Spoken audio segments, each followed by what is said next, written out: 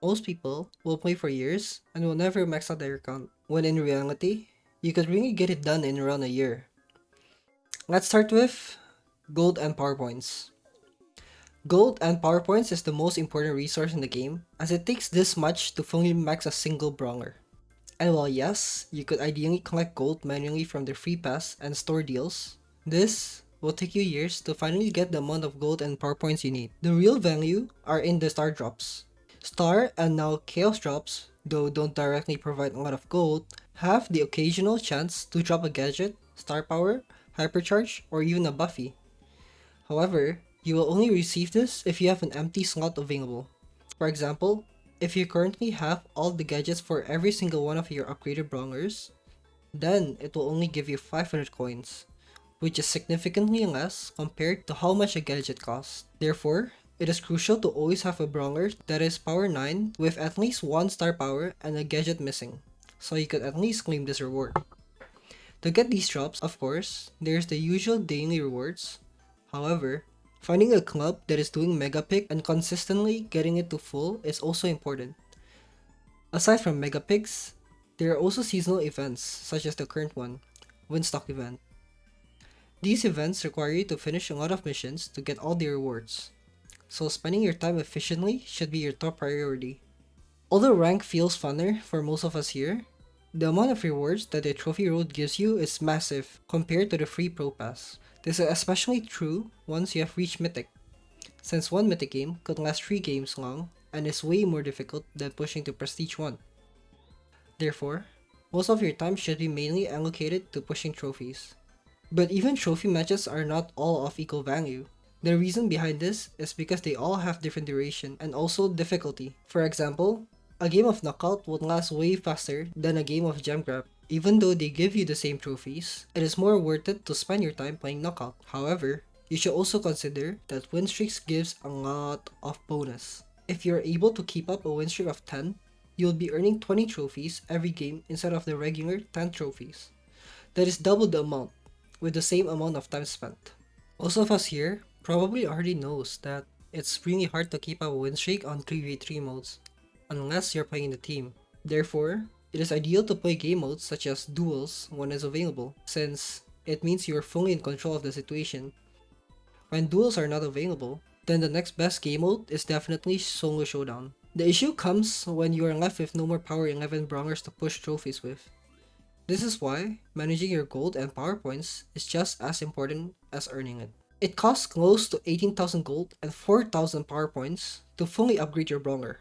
This is not even including Buffies, which I will explain if it's worth it or not.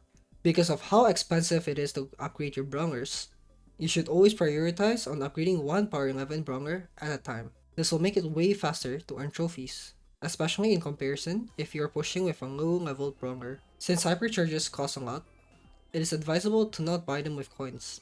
Instead, upgrade the brawlers whom you already got a hypercharge on. However, if you currently don't have any more, then you should always buy the 79 gems per hypercharge offer that comes occasionally in the store. Then again, gems are so hard to come by. A lot of debate often comes up on whether the Brawl Pass is worth it. To solve this question, we first have to figure out how much value does it actually give, not in terms of resource, but in terms of how much brawlers you would unlock or get to upgrade. As of August 2026, this is how much the Brawl Pass and Brawl Pass Plus gives. This is pretty significant, because you can most likely upgrade a brawler to power 11 off the go if you are using the resource key. On top of that, you also get an extra Buffy key, 150 gems, a lot of credits, and also 2 brawler keys.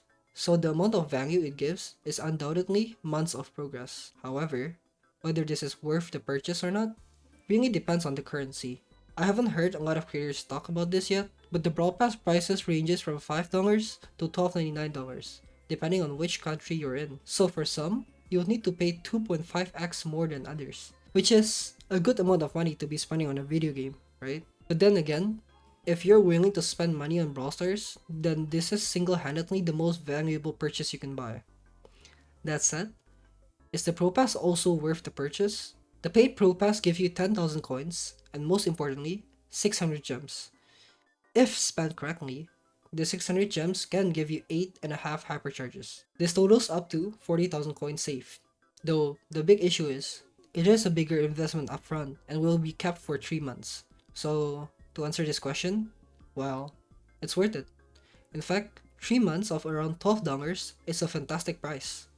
However, the only caveat I would say is you will need to be sure that you will be playing consistently over the next 3 months to get its full value. Always remember to purchase from the Supercell store as it gives you free points, which then you could use to trade in for rewards. If you are planning to play more consistently, then you probably have also been thinking, are Buffies worth buying? First, we have to break down how much they actually cost. In hindsight, this might not seem like a lot, but if we compare this to how much it costs to upgrade a brawler to power 11, then you could see that a singular Buffy costs more than half the amount of power points it will cost to upgrade a brawler to power 11.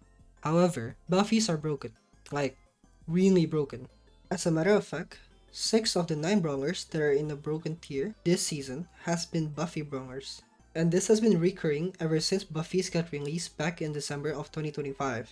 So we could clearly see that if a brawler does have all 3 Buffies, it will get significantly stronger. But that's the catch. They need all 3 Buffies. Now since Buffies are released in batches of 3 brawlers in a single claw machine, the odds of getting 3 Buffies in a row for the brawlers you want is going to be pretty low. I even went over the math to find out what the actual percentage is.